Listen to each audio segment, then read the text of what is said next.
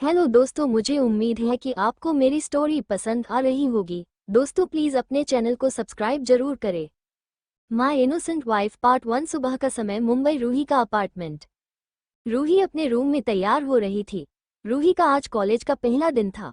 रूही 2 दिन पहले ही मुंबई शिफ्ट हुई थी अपनी स्टडी आगे कंटिन्यू करने के लिए। रूही भले ही एक अच्छी फैमिली से थी, पर सिर्फ नाम की, क्योंकि 2 सालों से आज तक वो एक अनाथ की तरह ही जीती आई थी। भले ही उसके पास सब कुछ था, पर सब होकर भी कुछ नहीं था।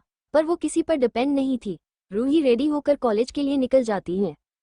कपूर मेंशन। एक आलिशान कमरे में एक लड़का जो करीब 27 साल का होगा, मिरर के सामने खड़े होकर अपने बालों को टॉवल से सूखा रहा था। उसकी बॉडी पर इस समय सिर्फ टॉवल थी जो उसके कमर के चारों तरफ लिपटी हुई थी। उसकी पूरी बॉडी पर पानी की बूंदें चमक रही थी जो उसे बहुत सेक्सी लुक दे रहे थे। उसका गेहुआ रंग जो अभी अभी शावर लेने से थोड़ा लाल पड़ गया था, उसके 8 पैक एब्स साफ साफ नजर आ रहा था। उसका गठिला बदन, उसकी ब्रॉड चेस्ट, उस पर उसके बालों से टपकती बूंदें जो उसके चेस्ट से होते हुए, उसके एब्स से होते हुए उसके टॉवल में गुम हो रहे थे। उसकी समंदर सी गहरी काली आंखें जो आधी उसके बालों से ढकी हुई थी, फिर भी उसकी घनी पलकें उसके आंखों को अलग ही नशा दे रहे थे। उसकी लंबी नाक जिस पर हमेशा गुस्से का बसेरा होता है, उसके पतले गुलाबी होठ जो उसे बहुत अट्रैक्टिव बना रहे थे। वो लड़का अपने बालों को पोंछकर टॉवल को सोफे पर फेंक क्लोजेट रूम में चला जाता है। थोड़ी देर में वो रेडी होकर बाहर आता है और ये शख्स कोई और नहीं, एआर आहान राजवंश था। आहान रूम में ऑफिस के लिए रेडी हो रहा था, तभी उसके रूम का दूर जोर जोर से नोक होता है। आहान जो मिरर के पास खड़े होकर अपने बाल को सेट कर रहा था, वो एक बार दूर जी तरफ देखता है, उनके बाद अपना सिर ना में हिलाकर जाकर दूर ओपन कर देता है। एआर आहान दूर ओपन कर अपना सिर नीचे कर देखता है। उनके सामने एक छोटी सी गोल मटोल बच्ची खड़ी थी जो टिमटिमाती आंखों से को ही देख रही थी। 3 साल की बच्ची, छोटा सा चेहरा, उसकी भूरी आंखें, लंबी लंबी घनी पलकें, छोटे से गुलाबी होठों, छोटी सी नाक, बालों की 2 चोटी बनी हुई थी। उसने व्हाइट टी शर्ट के साथ बेबी ब्लू कलर की डंगरी ड्रेस कैरी किया हुआ था। उसके छोटे छोटे में पैरों में व्हाइट कलर की छोटे छोटे शूज थे जो उस बच्ची को बहुत क्यूट लुक दे रहे थे। आहान झुककर उस बच्ची को अपनी गोद में उठाकर दूर को बंद करते हुए उसे लेकर रूम में आता है और उसे बेड पर बिठाते हुए बोला, प्रिंसेस आप बहुत शैतान होती जा रही हैं। वही वो बच्ची आहान की बात सुन अपना छोटा सा मुंह खोलकर अपनी तोतली आवाज में बोली, डैडी आप हमेशा पली तो दांतते हैं। आहान पारी की बात सुनकर खुद को मुस्कुराने से रोक नहीं पाता है। आहान, हाँ बेटा, आपको तो शैतानी सूझेगी ही, आखिर आप अपने डैडी की लाडली जो है और आपको तो कोई रोक भी नहीं सकता। परी भले ही साफ से कुछ बोल नहीं पाती थी, पर वो आहान की सारी बातें समझती थी। परी आहान की बात सुनकर अपन मुंह फूला लेती है। एक परी को देखते हुए अपन कोट पहनता है और जाकर परी को अपन गोद में ले लेता है। अच्छा बेबी, आप इतनी सुबह सुबह रेडी होकर क्या कर रही हैं? कहीं आपको भी डैडी के साथ तो नहीं जाना? हम आहान परी के फूले गालों अख खींचते हुए उससे पूछता है। परी आहान को देख अपने छोटे छोटे दांत आहान को दिखा देती हैं। आहान को उसका जवाब मिल गया। आहान एक गहरी सांस छोड़ता है, क्योंकि आज फिर एक बार उसके ऑफिस में तूफान आने वाला था। आहान परी को लेकर नीचे ग्राउंड फ्लोर पर आता है और उसे लेकर डिनिंग टेबल पर चला जाता है। आहान परी को उसकी चेयर पर बिठाकर खुद भी अपनी चेयर पर बैठ जाता है। मेड जल्दी दे आकर आहान के लिए ब्रेकफास्ट सर्व करती है और परी को दूध का ग्लास देती है। परी दूध का ग्लास देखते ही अपनी नाक सिकोड़ लेती है। वही आहान बस परी की हरकतों को देखते रहा था। परी अपनी भूरी आंखें छोटी छोटी कर अपन मुंह बनाकर आहान की तरफ देखती है। आहान परी के इरादे पहले ही भाप गया था। इससे पहले की परीक्षा अपना मुंह खोलती आहान परी को देखते हुए, नो प्रिंसेस, चलिए जल्दी से ग्लास फिनिश कीजिए, हमें लेट हो रहा है। परी अब रोनी सूरत बनाकर, डैडी, परी इतना ही बोली थी और उसके आंखों से एक बूंद आंसू उसके गाल पर आ गया। परी की आंखों में आंसू देखते ही आहान परी को उसकी चेयर से उठाकर उसे अपने सीने से लगा लेता है। एक अच्छे से जनता था ये सब परी का ड्रामा है, पर फिर भी वो कभी परी की आंखों में आंसू बर्दाश्त नहीं कर सकता था। आहान परी को अपने सीने से लगाए चेयर से खड़े होकर सीधा बाहर निकल गया। वही परी अब तक चुप हो चुकी थी, वो अपनी उंगलियों से खेलते हुए आहान को देखते रही थी। आहान परी को लेकर सीधा ऑफिस निकल जाती है। थोड़ी देर बाद आहान की कार एक बिल्डिंग के सामने रुकती है। आहान कार से बाहर आता है, उसकी गोद में परी थी। परी आहान के गले में अपनी बाहें लपेट चारों तरफ अपनी नजरें घुमाकर देख रही थी। आहान परी को लेकर बिल्डिंग के अंदर चला जाता है। आहान जो उस बिल्डिंग में गया था, उस बिल्डिंग की ऊंचाइयां लगभग आसमान छू रही थी। बाहर से पूरी बिल्डिंग कांच की लग रही थी जो किसी हीरे की चमक रही थी। आहान परी को लिए अपने प्राइवेट लिफ्ट से अपने कैबिन में चला जाता है। पर कैबिन में इंटर करने से पहले अहान अपने असिस्टेंट राघव को देखते हुए परी का ब्रेकफास्ट लाने को बोलता है। अहान परी को लेकर कैबिन में जाता है और परी को सोफे पर बिठाकर खुद अपने कोट को निकाल अपने चेयर पर डालते हुए आकर परी के बगल में बैठ जाता है। अहान परी को उसका टॉय देते हुए बोला, प्रिंसेस आप यहीं पर खेलिए, हमें काम है तो आप ज्यादा शैतानी नहीं करना, ओके। अहान परी को देखते हुए बोला। परी बस अपनी टिमटिमाती हुई आंखों से अहान को देखती है, उसके बाद अपनी पलकों को झपका देती है। अहान झुककर परी के गालों को चूम कर जाकर अपनी चेयर पर बैठ जाता है। थोड़ी देर बाद अहान की कार एक बिल्डिंग के सामने रुकती है। अहान कार से बाहर आता है, उसकी गोद में परी थी। परी अहान के गले में अपनी बाहें लपेट चारों तरफ अपनी नजरें घुमाकर देख रही थी। अहान परी को लेकर बिल्डिंग के अंदर चला जाता है। अहान जो उस बिल्डिंग में गया था उस बिल्डिंग की ऊंचाइयां लगभग आसमान छू रही थी। बाहर से पूरी बिल्डिंग कांच की लग रही थी जो किसी हीरे की चमक रही थी।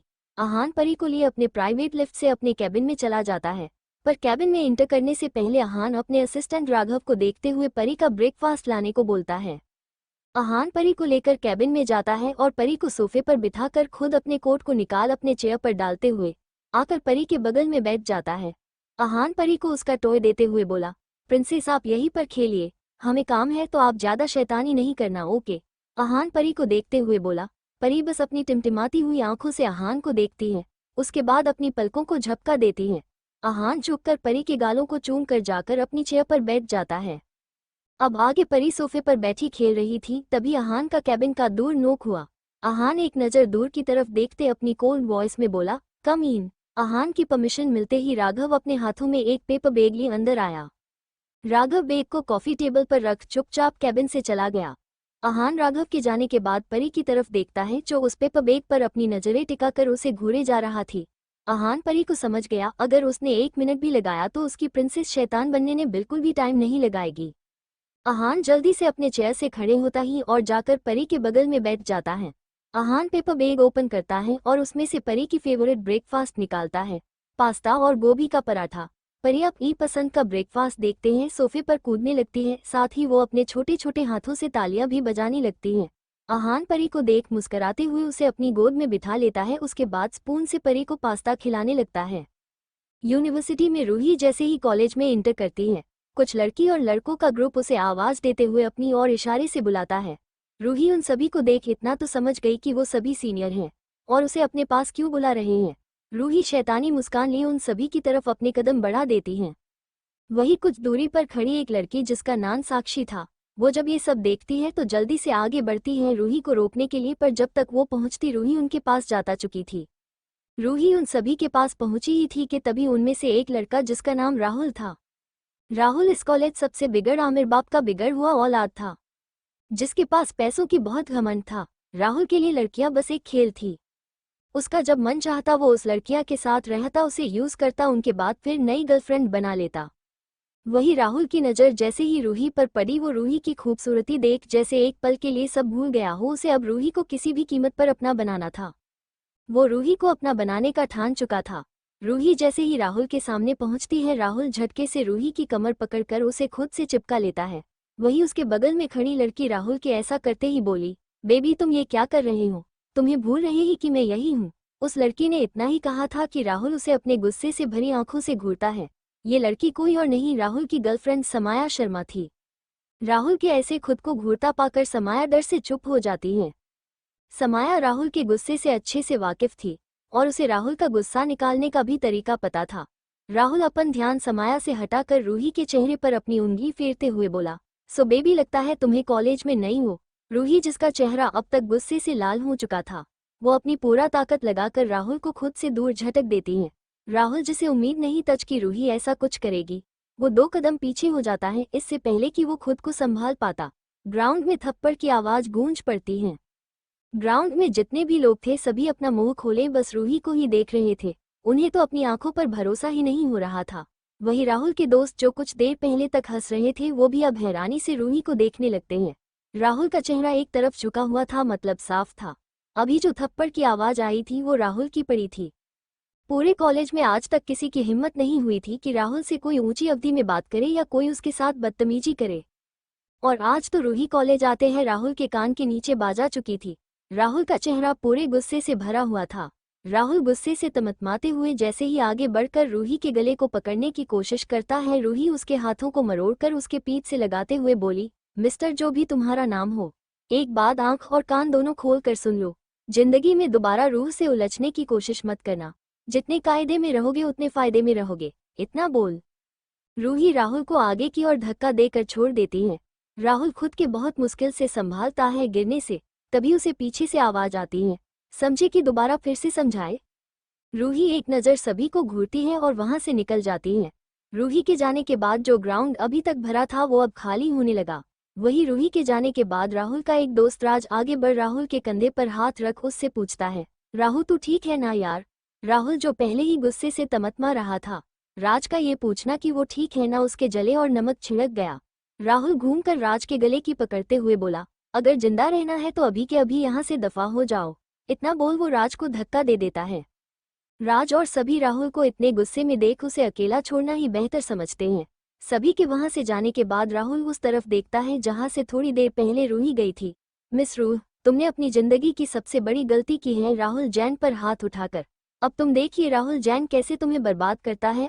राहुल की आंखें इस वक्त आग उगल रही थी। रूही राहुल को आगे की ओर धक्का देकर छोड़ देती है। राहुल खुद के बहुत मुश्किल से संभालता है गिरने से, तभी उसे पीछे से आवाज आती है, समझे कि दोबारा फिर से समझाए। रूही एक नज़र सभी को घूरती है और वहां से निकल जाती है।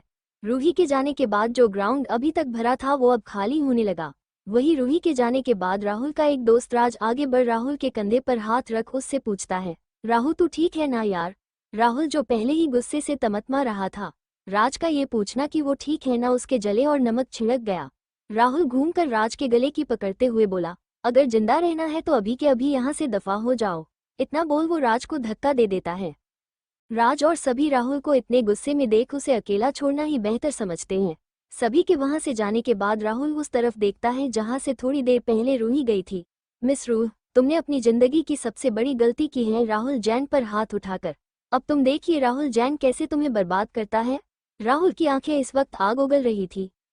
अब आगे रूही राहुल को सबक सिखाने के बाद सीधा क्लास की तरफ बढ़ जा रही है। साक्षी जो कब से मुंह खोले रूही को ही देख रही थी, वो भी रूही के पीछे पीछे चल देती हैं। रूही को जब एहसास होता है कि कोई उनके पीछे पीछे आ रहा है तो वो रुक जाती हैं। रूही के रुकते ही साक्षी भी अपनी जगह पर रुक जाती हैं। रूही पीछे पलट कर देखती हैं। अपने पीछे एक लड़की को आता देख उसकी आंखें छोटी हो जाती हैं।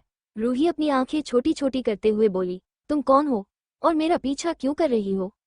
रूही के सवाल करते ही साक्षी मुस्कराते हुए अपना हाथ आगे बढ़ा देती हैं।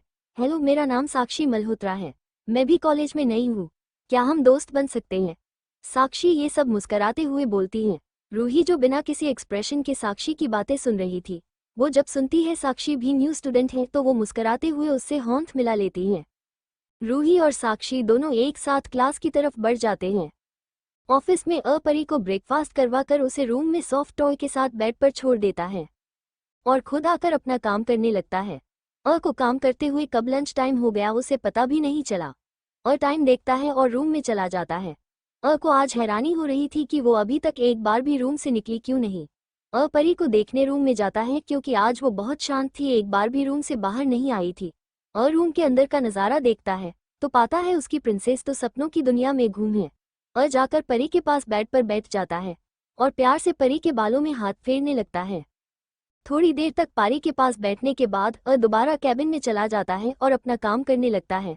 परी का लंच मांगा लेता है ताकि जब वो उठे तो भूख से रोना ना शुरू करे। शाम का वक्त एक ऑफिस से घर के लिए निकाल गया, पर थोड़ा परेशान था क्योंकि उसकी प्रिंसेस आज बहुत शांत थी और को यही बात परेशान कर रही थी क्योंकि उसकी प्रिंसेस कभी इतनी शांत नहीं रहती थी। अपने विला के रास्ते ही जा रहा था, तभी कार डिसबैलेंस होकर रोड के एक साइड हो गया। कार के डिसबैलेंस होते ही परी जो सीट पर अपने पैरों को मोड़कर चॉकलेट खाने में बिजी थी, वो कार के अचानक बैलेंस बिगाड़ने पर सीट से नीचे गिरने वाली तज को तभी जल्दी से परी को पकड़कर उसे अपनी गोद में ले लेता है। परी बुरी तरीके से डर चुकी थी, वो अपना चॉकलेट छोड़ के सीने में छुप जाती है। परी ने इतने कसकर को अपने नन्हे नन्हे हाथों से पकड़ रख अंश की भी महसूस कर सकता था उसकी मासूम सी परी कितनी डर गई है। अपनी खतरनाक आंखों से घूरकर आगे ड्राइवर को देखता है। ड्राइवर जो पहले से ही डर से कांप रहा था जब वो मिरर में के चेहरे को देखता है जो किसी दानव से कम नहीं लगभग रहा था। ड्राइवर कांपते हुए अपनी कांपती आवाज में बोला, प्रे प्रेसिडेंट, वो हमारी कार को किसी ने टक्कर मारी है। ड्राइवर की बात सुनते ही की आंखें बिल्कुल सर्द हो गई। आखिर किसमें इतना दम आ गया है कि सिक्योरिटी के होते हुए भी वो पर हमला कर सके। ड्राइवर को कुछ इशारा करता है। ड्राइवर समझकर कार को दूसरी तरफ मोड़ देता है और साथ ही कार के पीछे की लाइट को 2 बार ऑन ऑफ करता है और स्पीड से वहां से निकल जाता है। वही के इशारे को समझ सभी गार्ड्स अब अपनी कार को इधर उधर कर सभी कार को घेरने लगते हैं। थोड़ी ही देर में वहां सड़क पर गोलियों की आवाज गूंज उठती है और कुछ ही देर में सब कुछ तहस नहस हो जाता है। चारों तरफ बस लाशें बिछी हुई थी। वही की कार उसके परी विला पहुंच चुकी थी। ये विला परी के नाम पर था, क्योंकि जब परी की जिंदगी में आई थी तभी ने इस विला को खरीदा था। इस विला की कीमत अरबों खरबों में थी। ये विला जितना बाहर से खूबसूरत था उससे कई ज्यादा अंदर से खूबसूरत था। पारी को लेकर कार से बाहर आता है। अब तक पारी की गोद में डर से सो चुकी थी। परी को लेकर विला के अंदर जाता है और सीधा अपने रूम की तरफ बढ़ जाता है, क्योंकि आज परी को अकेले नहीं सोने दे सकता था। पहले ही पारी आज शांत शांत थी और आज डरी हुई भी थी। ड्राइवर को कुछ इशारा करता है। ड्राइवर समझकर कार को दूसरी तरफ मोड़ देता है और साथ ही कार के पीछे की लाइट को 2 बार ऑन ऑफ करता है और स्पीड से वहां से निकल जाता है। वही के इशारे को समझ सभी गार्ड्स अब अपनी कार को इधर उधर कर सभी कार को घेरने लगते हैं। थोड़ी ही देर में वहां सड़क पर गोलियों की आवाज गूंज उठती है और कुछ ही देर में सब कुछ तहस नहस हो जाता है। चारों तरफ बस लाशें बिछी हुई थी। वही की कार उसके परी विला पहुंच चुकी थी। ये विला परी के नाम पर था, क्योंकि जब परी की जिंदगी में आई थी तभी ने इस विला को खरीदा था। इस विला की कीमत अरबों खरबों में थी। ये विला जितना बाहर से खूबसूरत था उससे कई ज्यादा अंदर से खूबसूरत था। पारी को लेकर कार से बाहर आता है। अब तक पारी की गोद में डर से सो चुकी थी। परी को लेकर विला के अंदर जाता है और सीधा अपने रूम की तरफ बढ़ जाता है, क्योंकि आज परी को अकेले नहीं सोने दे सकता था। पहले ही पारी आज शांत शांत थी और आज डरी हुई भी थी। अब आ गया हान परी को अपने बेड पर सुलाकर उसे ब्लैंकेट से कवर करते हुए बाथरूम में चला गया। थोड़ी देर बाद हान फ्रेश होकर बाथरूम से बाहर आया और स्टडी में चला गया। हान स्टडी में आते ही सीधा जाकर विंडो के पास खड़े हो जाता है। उसकी आंखें इस वक्त बेहद सर्द थी। हान अपना फोन निकाल किसी को कॉल करता है। कॉल रिसीव होते ही उधर से आवाज आई, प्रेसिडेंट, वो सभी पकड़े गए हैं, अभी सभी बेसमेंट में हैं। हान सामने वाले की बात सुनकर बिना कोई जवाब दिए कॉल कट कर देता है। कुछ देर बाद हान परी को लेकर डिनिंग टेबल पर बैठा हुआ था और आज वो परी को खुद खिला रहा था। परी भी चुपचाप कहाँ रही थी। हान परी को डिनर करवाने के बाद परी को उसकी नैनी सीमा को दे देता है।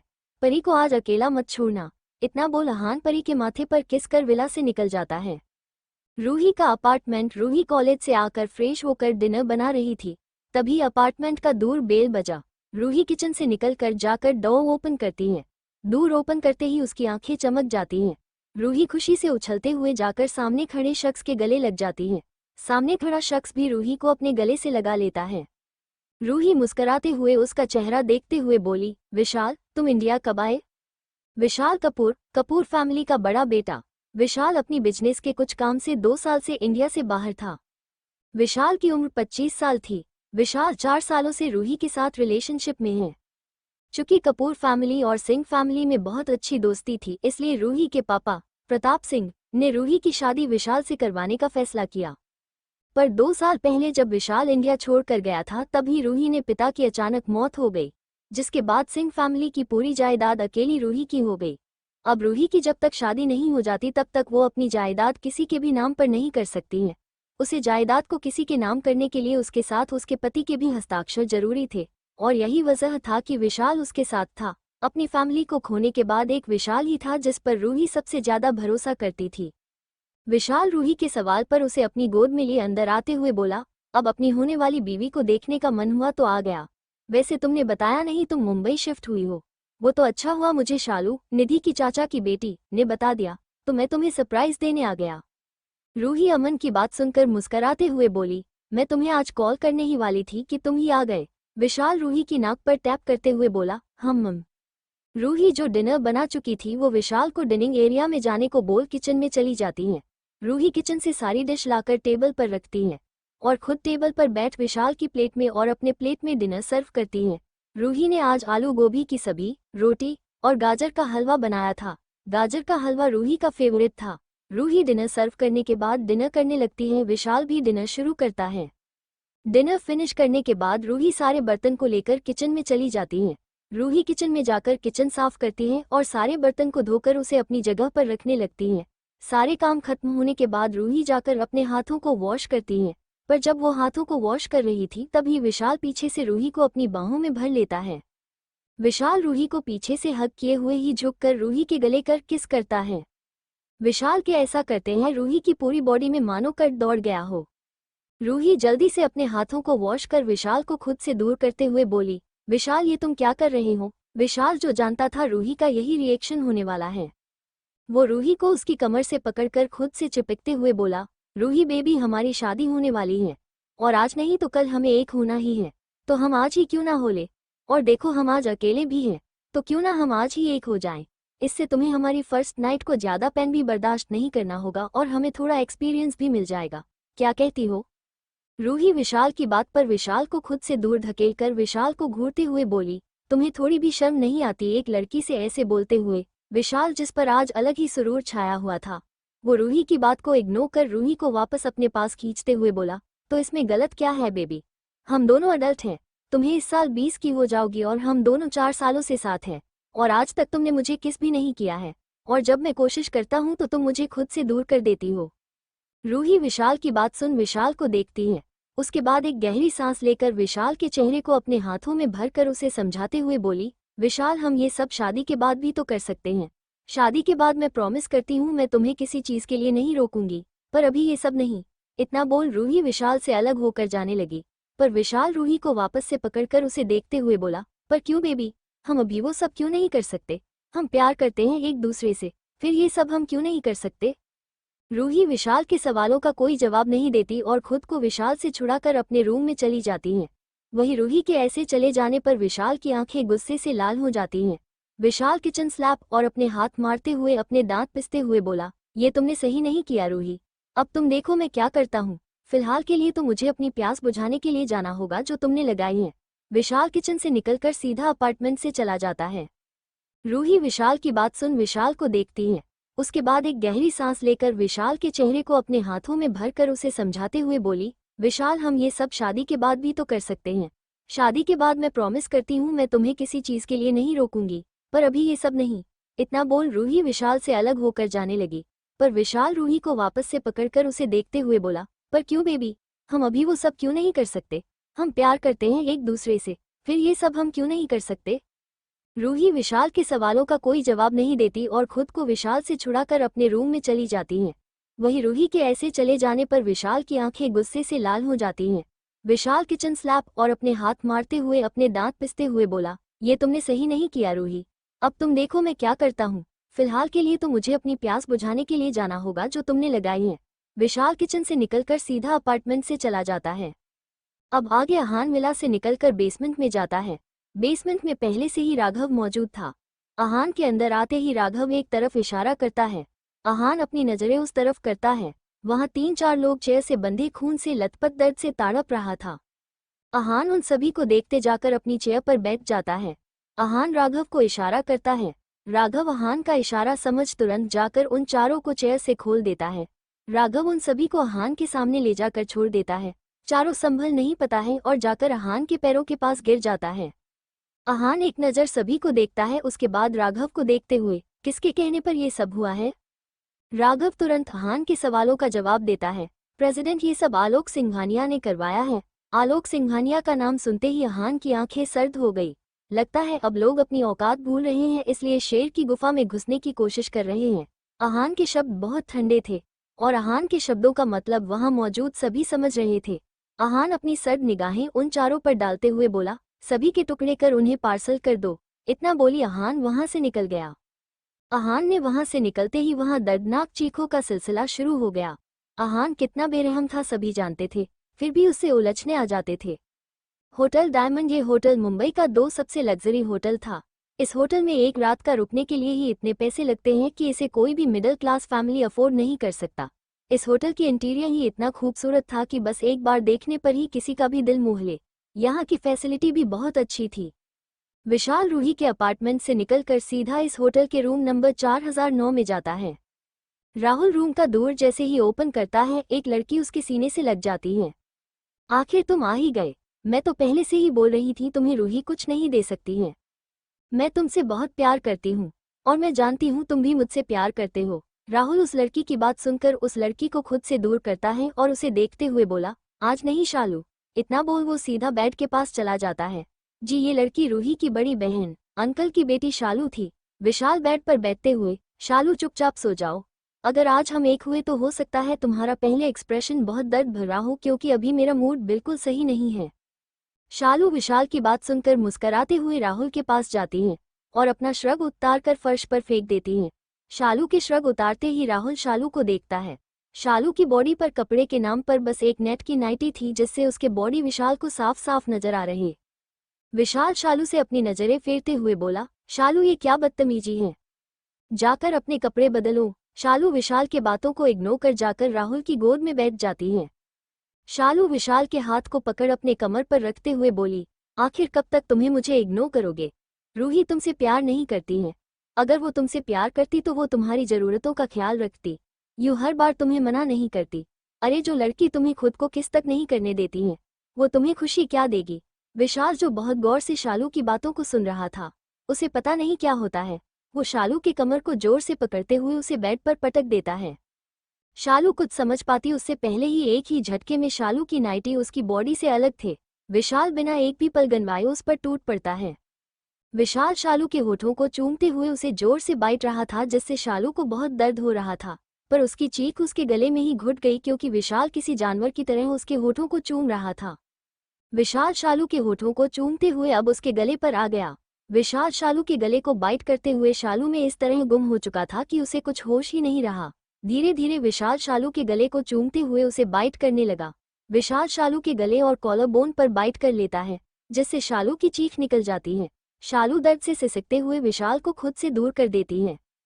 विशाल शालू के दूर करते ही शालू को देखता है जिसका चेहरा लाल हो चुका था।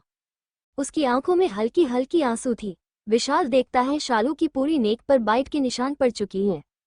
विशाल शालू को देखते हुए अपने कपड़े उतारने लगता है। विशाल अपने कपड़े निकाल शालू के ऊपर आ शालू के माथे को चूम कर शालू की बॉडी पर अपने हाथ फेरने लगता है। शालू विशाल के ऐसा करने से अंदर तक सिहर रही थी। विशाल शालू को गालों से हिलाते हुए शालू की कमर तक पहुंच जाता है और वो शालू की कमर पर अपने हाथ फेरन लगा। शालू विशाल के ऐसा करते ही उछल जाती है, पर विशाल अपने हाथों को वहां से नहीं हटाता है। वो शालू का रिएक्शन देख रुकता नहीं है। शालू आहें भरते हुए विशाल को रोकने की कोशिश करती है, पर विशाल उसके दोनों हाथों को पकड़कर उसके सिर के ऊपर दबा देता है।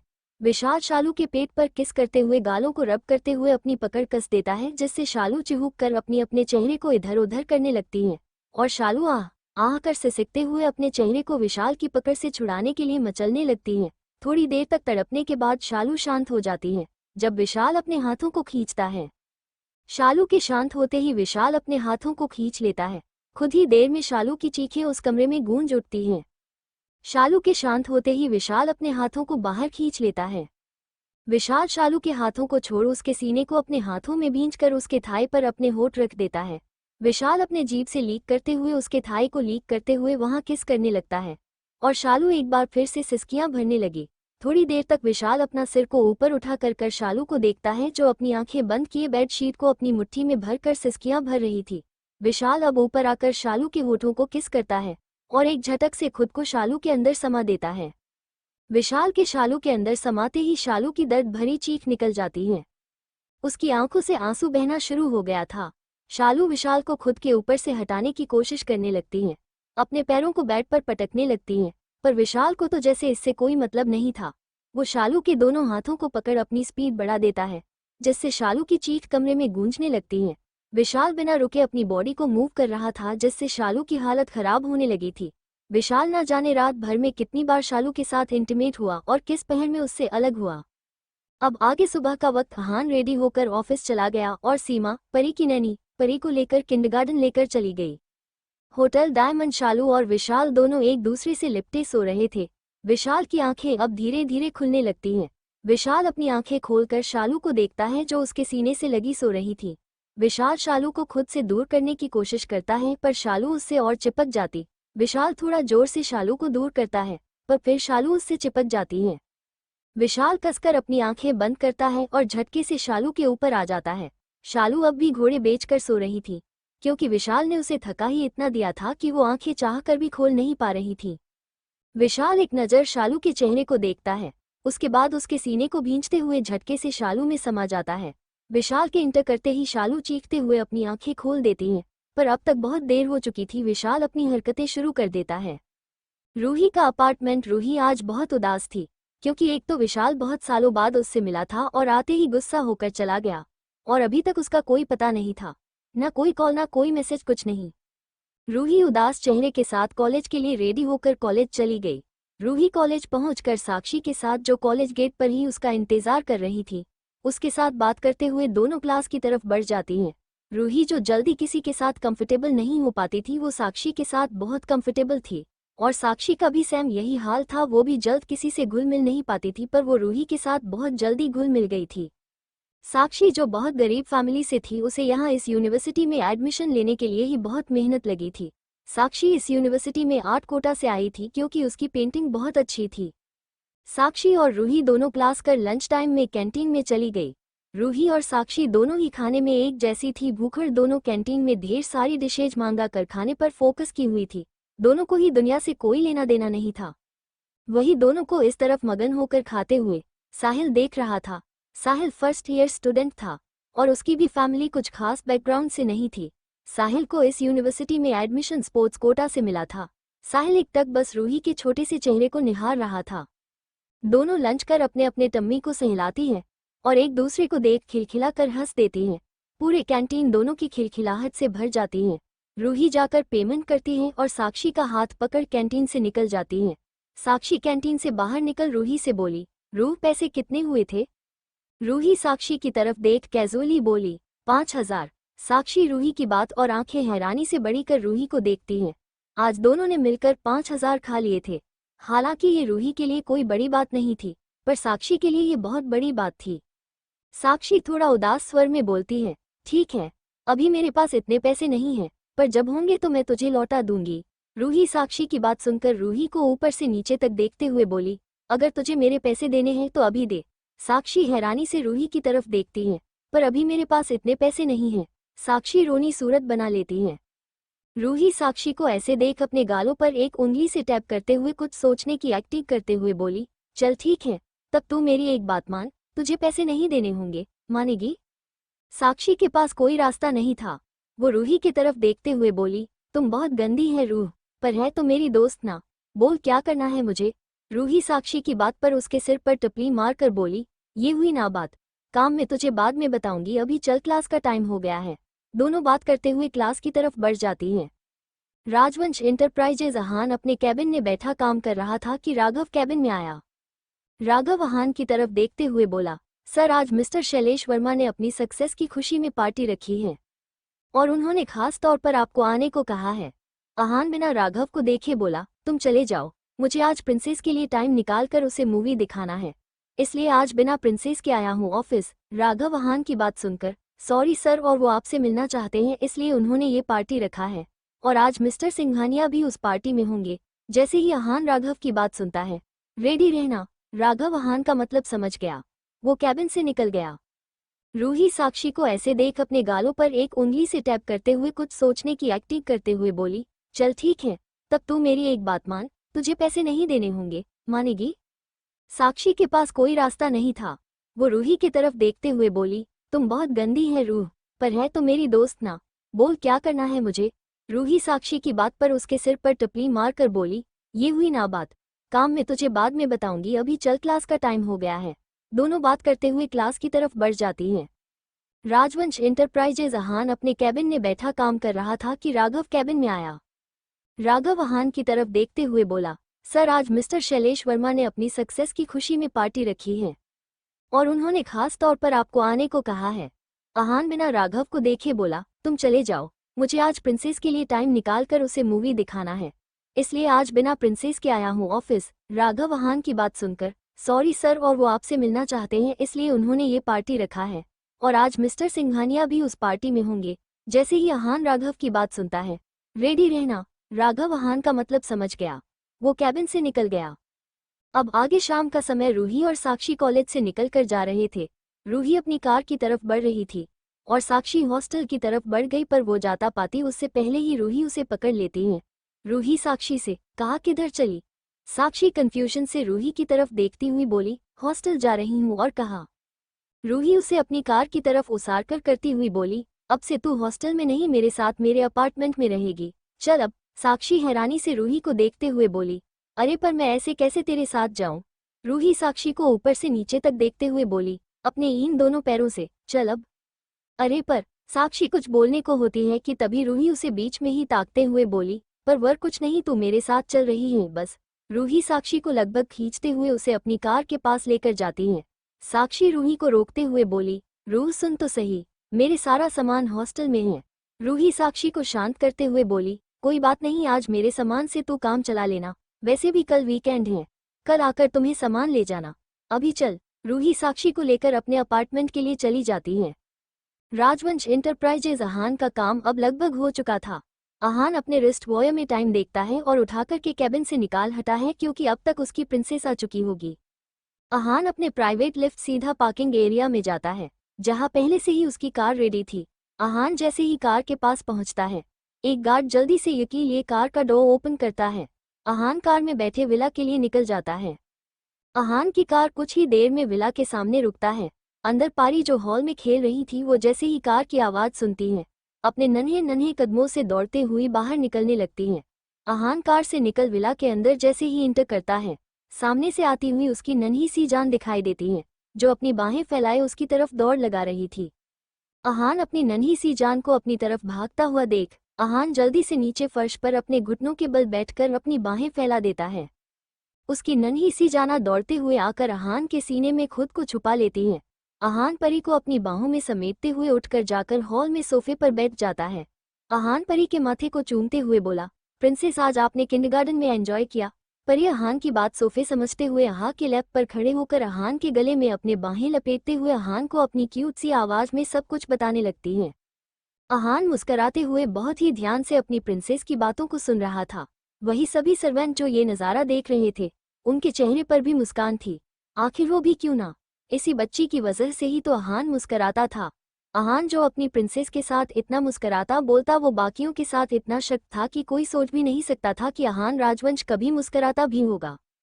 अहान अपनी प्रिंसेस की सारों बात सुनता है और उसकी शैतानियां उसके मुंह से सुन वो हंसता हुआ उसे लेकर अपने रूम में चला जाता है। अहान परी को बेड पर बिठाते हुए खुद बाथरूम में चला गया। अहान थोड़ी देर में फ्रेश होकर पार्टी के लिए रेडी होने लगा था। वही परी अहान को रेडी होता देख अपनी आंखें छोटी छोटी कर लेती है। वही अहान मिरर से अपनी प्रिंसेस की हरकतें देख मुस्करा रहा था। रूही का अपार्टमेंट। रूही अपने रूम में अपनी स्टडी ले रही थी, तभी उसका फोन बाजा। रूही फोन उठाकर देखती है तो उसमें विशाल का कॉल आ रहा था। रूही फाटक से विशाल का कॉल उठा लेती है। रूही के कॉल रिसीव करते ही उधर से विशाल की आवाज आती है, बेबी तुम रेडी हो जाओ, हमें एक पार्टी में जाना है, मैं तुम्हें लेने आ रहा हूँ। इतना बोल विशाल बिना रूही की बात सुने कॉल डिस्कनेक्ट कर देता है। वाइट रूही बस एक टक अपने फोन को देख रही थी। विशाल जब से गया था उसने बस एक कॉल किया, वो भी बस एक पार्टी के लिए बताने के लिए। रूही उदास मन से रेडी होने लगी तो वही विशाल भी रेडी हो चुका था। विशाल मिरर में शालू को देखते हुए बोला, बेबी तुम्हारा आइडिया बुरा नहीं है, अब अगर मेरी बेबी मुझे वो नहीं दे सकती तो कोई बात नहीं, अब वो किसी और के बिस्तर को गर्म करेगी और हमें उनके बदले अच्छी खासी रकम भी मिल रही है। इतना बोल दोनों जोर जोर से हंसने लगते हैं। क्या होगा आज की पार्टी में? क्या रूही बच पाएगी अपनों के चाल से या बदल जाएगी रूही की जिंदगी? अब तक रूही का अपार्टमेंट। रूही अपने रूम में अपनी स्टडी ले रही थी, तभी उसका फोन बाजा। रूही फोन उठाकर देखती है तो उसमें विशाल का कॉल आ रहा था। रूही फाटक से विशाल का कॉल उठा लेती है। रूही के कॉल रिसीव करते ही उधर से विशाल की आवाज आती है, बेबी तुम रेडी हो जाओ, हमें एक पार्टी में जाना है, मैं तुम्हें लेने आ रहा हूँ। इतना बोल विशाल बिना रूही की बात सुने कॉल डिस्कनेक्ट कर देता है। वाइट रूही बस एक टक अपने फोन को देख रही थी। विशाल जब से गया था उसने बस एक कॉल किया, वो भी बस एक पार्टी के लिए बताने के लिए। रूही उदास मन से रेडी होने लगी तो वही विशाल भी रेडी हो चुका था। विशाल मिरर में शालू को देखते हुए बोला, बेबी तुम्हारा आइडिया बुरा नहीं है, अब अगर मेरी बेबी मुझे वो नहीं दे सकती तो कोई बात नहीं, अब वो किसी और के बिस्तर को गर्म करेगी और हमें उनके बदले अच्छी खासी रकम भी मिल रही है। इतना बोल दोनों जोर जोर से हंसने लगते हैं। अब आगे रात 9 बजे अहान अपनी प्रिंसेस को सुलाकर पार्टी के लिए निकलता है। आज परी ने अहान को बहुत परेशान किया था। आहान जो परी को सुलाने की कोशिश में था, तो वही परी पर भूत सवार था कि उसे अभी आहान के साथ खेलना है। बेचारा बहुत मुश्किल से प्रिंसेस की पकड़ से निकला था। रूही का अपार्टमेंट। रूही रेडी होकर साक्षी के पास जाती है और उसे डिनर के सो जाने को बोलती है, क्योंकि उसे नहीं पता था वो कब तक लौटेगी। उसे तो ये भी नहीं पता था कि वो आखिर जा किस पार्टी में रही है। साक्षी रूही की बातों को छोड़ रूही को देखे जा रही थी। रूही का छोटा सा चेहरा, बड़ी बड़ी हरी आंखें, छोटे से गुलाबी होंठ और चेहरे पर हल्की सी मेकअप। रूही तो बला की खूबसूरत लग रही थी। साक्षी रूही के चारों तरफ घुमाते हुए रूही को ऐसे स्कैन कर रही थी जैसे उस कोई सामान रूही ने खुद के अंदर छिपा लिया हो। रूही साक्षी की ऐसी हरकत देखते उसे पकड़ते हुए बोली, ये तू क्या कर रही है? साक्षी तपाक से बोली, यार तू इस ब्लैक ड्रेस में कितनी सेक्सी लग रही है, आज तो पक्का किसी का कत्ल होगा। रूही साक्षी की बात सुनकर घूर कर साक्षी को देखती है, पर इसमें साक्षी का क्या ही दोष था।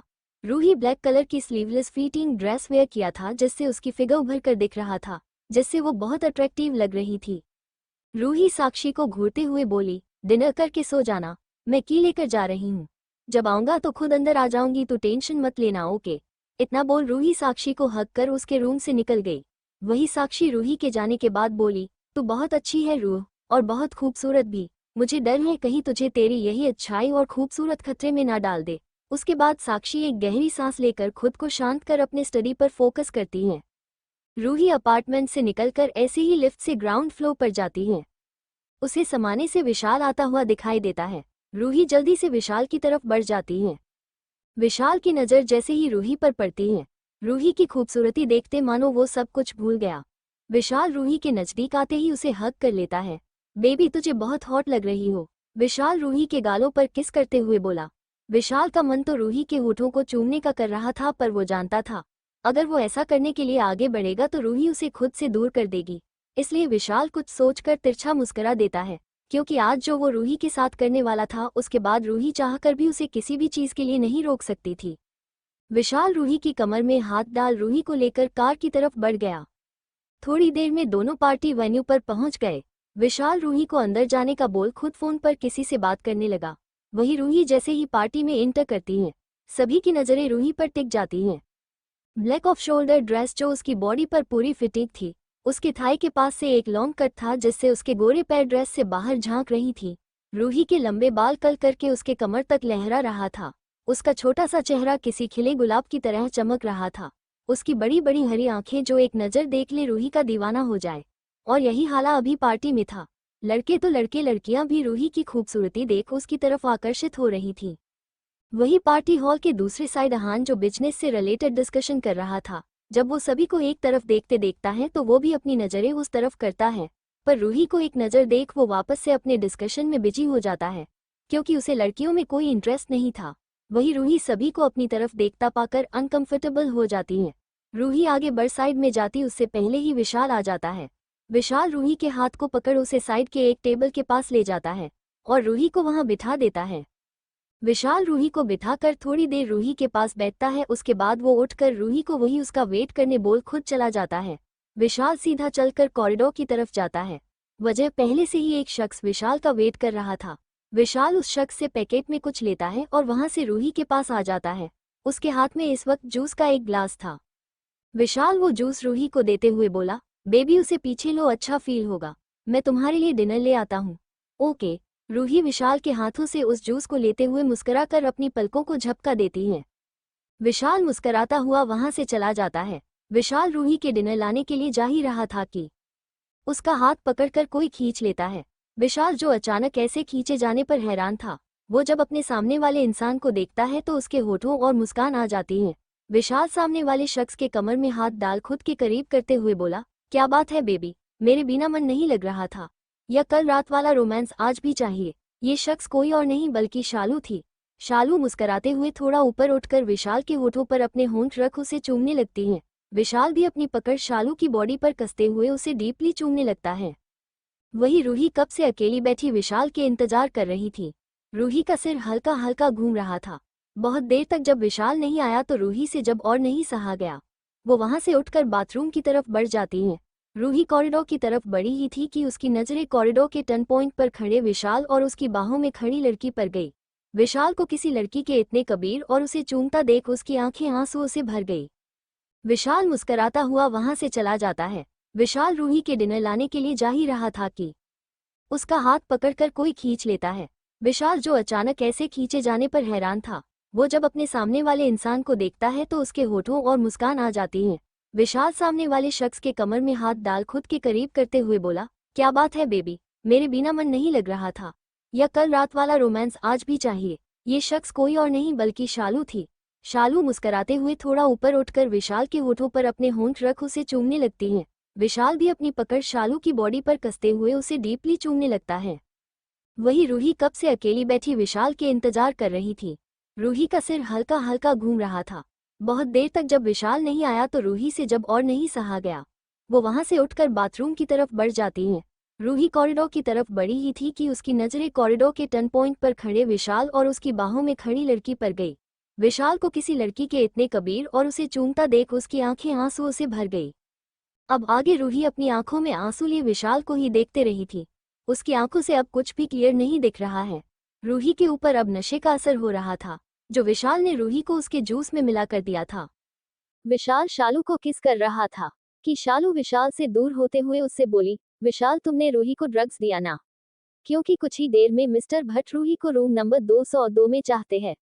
विशाल शालू की बात पर शालू के गालों को सहलाते हुए बोला, अब तक तो बेबी पर उस ड्रग्स का असर भी शुरू हो गया होगा। उद्धरण चिन्ह। शालू विशाल की बात सुन मुस्कुराते हुए बोली, बहुत अच्छा, अब रूही मिस्टर भट्ट की बाहों में जाएगी और तुम्हारी रूही से शादी के बाद उसकी सारी प्रॉपर्टी हमारी होगी। एक बार अगर उसने मिस्टर भट्ट के साथ वो सब कर लिया तो हम उसे ब्लैकमेल कर उसे शादी के लिए भी मना ही लेंगे, और एक बार उसकी प्रॉपर्टी हमारे हाथ आ गई, उसके बाद तो मैं उसे बताऊंगी कि शालू क्या चीज है।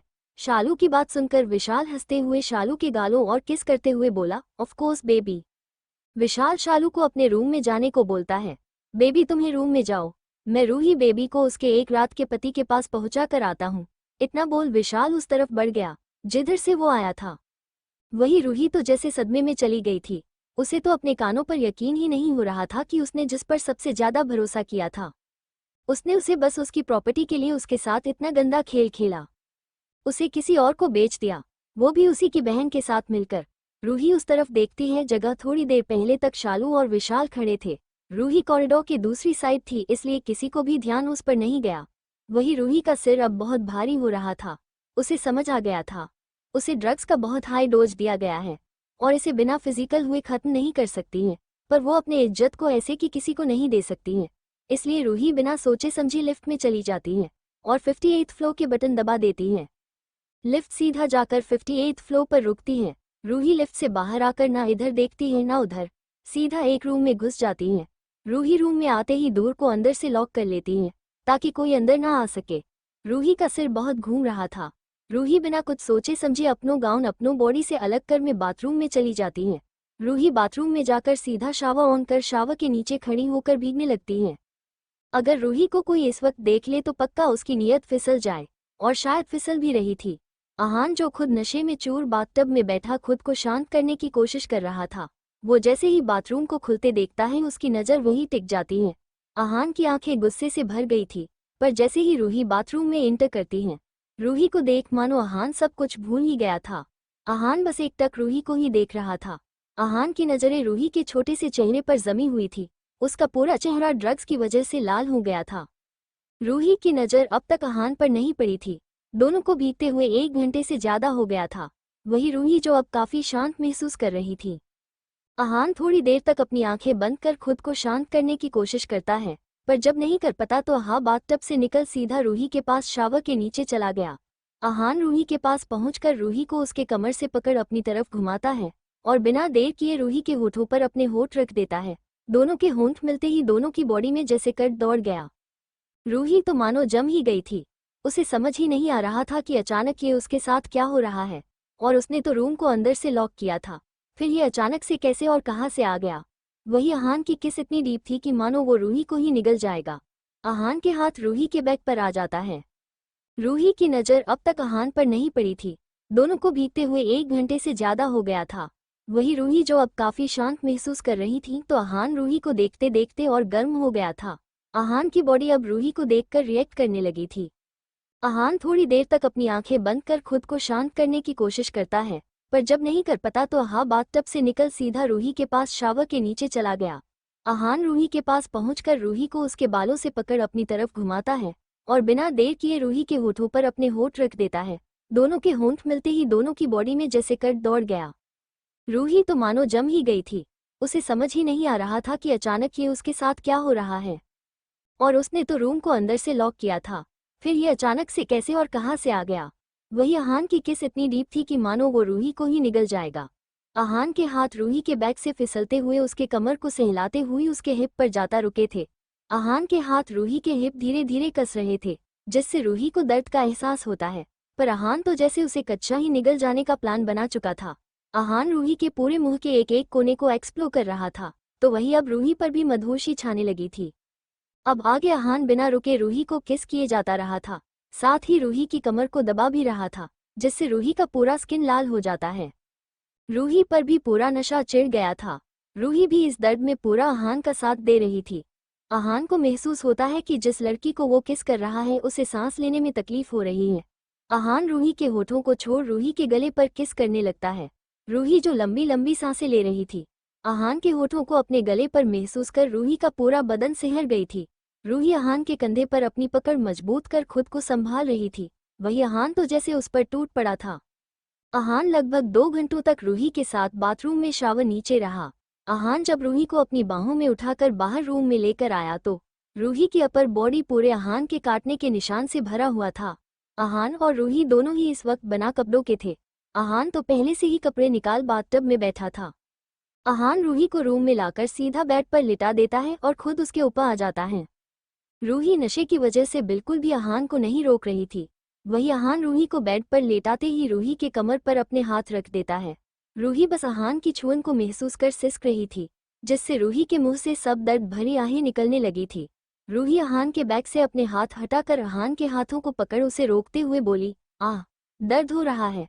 रूही की स्वीट सी आवाज जैसे ही आहान के कानों में पड़ती है, आहान रूही को बाइट कर लेता है। आह, रूही की चीख निकल जाती है। आहान अपन सिर उठाकर रूही को देखती है, जिसका छोटा सा चेहरा पूरा लाल हुआ पड़ा था। रूही की आंखों में आंसू चमक रही थी, जो आहान की वजह से था। आहान रूही की खूबसूरत आंखों में देखते हुए रूही के माथे पर किस करता है। रूही की आंखें इस एहसास में खुद ब खुद बंद हो जाती हैं। उसके आंखों में ठहरे आंसू उनके आंखों के कोनों से बह निकलते हैं। आहान रूही की आंसुओं को साफ करता है और उनके गालों पर किस करते हुए नीचे आ जाता है। रूही के पैरों को सेपरेट कर एक नज़र आहान रूही को देखता है, उसके बाद रूही को किस करता है। रूही को इस वक्त ऐसा लगभग रहा था कि उसकी पूरी बॉडी पर चींटियां रेंग रही हैं। रूही आहान को दूर करने के लिए अपनी बॉडी को हिलाने लगती है। रूही अपने होठों को अपने ही दांतों तले दबाते हुए अपने ही हाथों से अपनी बॉडी को खरोंच रही थी। आहान रूही को देख अपने चेहरे पर तिरछी मुस्कान लाते हुए रूही की कमर पकड़ दोबारा उसके कमर पर किस करने लगता है। उसे आहान के स्पर्श से कट सा लग रहा था, पर आहान ने रूही को ऐसे जकड़ रखा था जैसे रूही कहीं भाग रही हो। हाँ, वो अलग बात है कि अगर रूही होश में रहती तो जरूर भाग जाती। रूही तड़पते हुए अपनी मुट्ठी में बेड की चादर भरे सिसक रही थी, पर इस बार आहान अपने दांत भी गड़ा रहा था, जिससे रूही बुरी तरीके से तड़प रही थी। उसका पूरा बदन पसीने से भीग गया था। रूही की सिसकियां पूरे कमरे की शांति को भंग कर रही थी और आहान के अंदर के जानवर को जगा रही थी। आहान अब वाइल्ड होने लगा था। आहान बिना किसी वार्निंग के रूही में समा जाता है। आहान के इस सेक्शन से मानो रूही की आंखें ही बाहर आने को थी। रूही आहान को खुद से दूर करने की कोशिश करने लगी और जोर जोर से रोने लगी। उसे इस वक्त शरीर में बहुत दर्द हो रहा था। आहान जब रूही को इतना तड़पता देखता है तो उसे समझते देर नहीं लगती कि रूही का पहली बार है। फिर वो रूही के पूरे चेहरे पर किस करने लगता है। थोड़ी देर में रूही का रोना कम हो जाता है।